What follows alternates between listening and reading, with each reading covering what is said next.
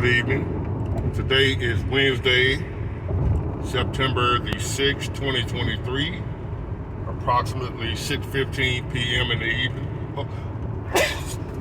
Excuse me. Woo. I was watching a video earlier. I don't know, it was on Facebook somewhere, right? And hold on. It was a white guy, right? Supposedly, he was a Klan member, so he say. And the video was about, he was saying that as far as doing anything to black people, the Klan don't have to do anything anymore. As far as the Ku Klux Klan, y'all know who they are. But he was supposedly a Klan member. And he was doing an interview. And he was saying that nowadays the Klan don't have to do anything to black people. He said pretty much black people destroy themselves. All we gotta do is sit back and watch. That's what the Klan member said. He said the black people are destroying themselves. All we gotta do is sit back and watch. We don't have to get our hands dirty anymore. They're killing each other. So that made me think. Now, he got it wrong as in saying black people killing each other. No, it's N-words killing black people. They just look like black people. Some kind of way their skin mutated to where they got the same skin color as black people, but they're not black people, they're N-words. So he got that part mixed up. So I came to the conclusion that N-words are actually modern day Klan members. They joined the Klan. They were actually put out here. I mean, just think about it for a minute. Could it be possible that the N-words are actually props for the Klan? They're actually, what you call them? When they put, when people put operatives. N-words are basically operatives for the Klan. That's how they got here. That's where they come from. Cause once upon, a guy was telling me, well, he was debating me in my comment, one of my subscribers, whatever. And I want to say this too before I go no further.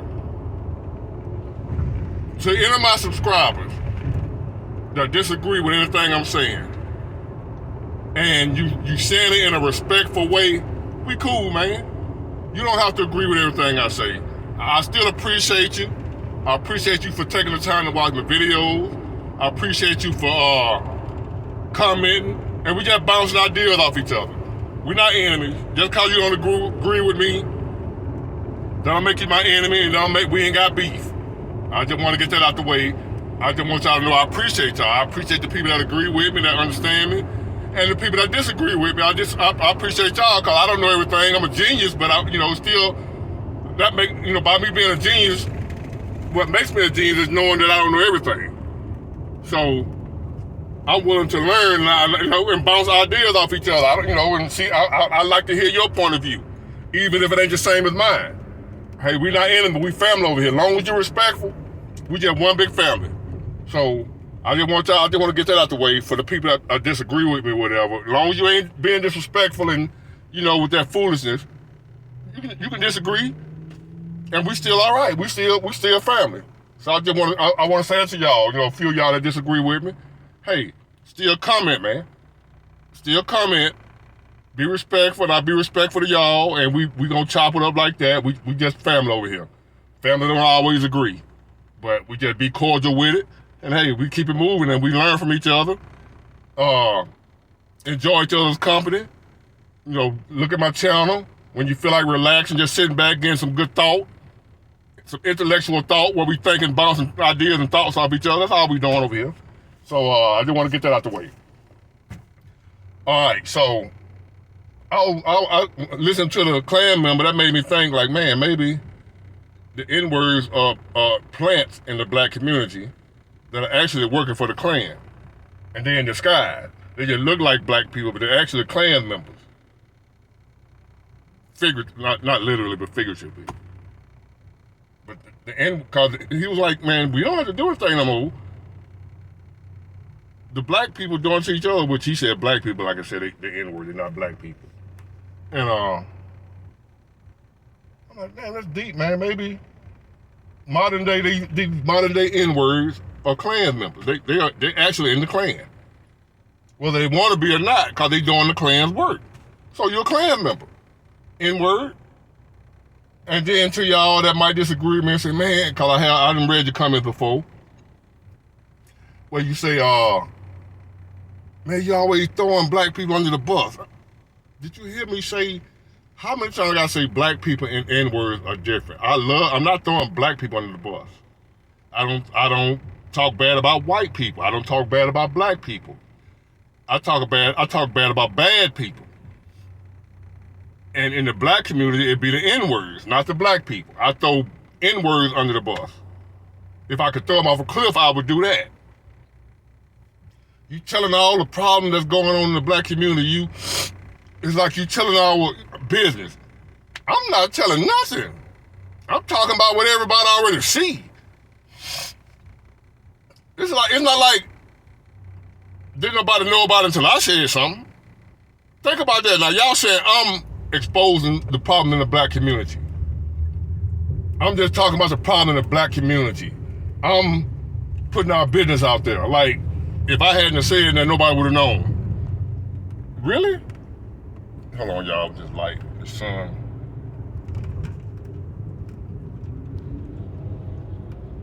There we go. Yeah, so I'm not the one letting the world know what's going on in the black community. The black community is. It's everywhere, on the news, on TV, it's everywhere. You can't turn on the TV without seeing what's going on in our community. I'm not on there reporting nothing. You ain't never seen me on the news reporting nothing. So how am I exposing? How am I throwing the black community under the bus? I'm just trying to figure out a way, chop it up with y'all, like, what we gonna do about it? What's the solution? And I know what the solution is.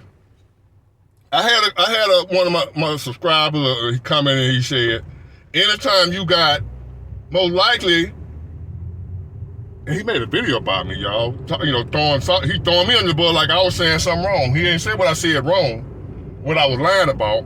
He just made a video about me, like, I'm some type, that's how they do. I'm a Uncle Tom, Coon, whatever. But anyway, that's neither here nor there.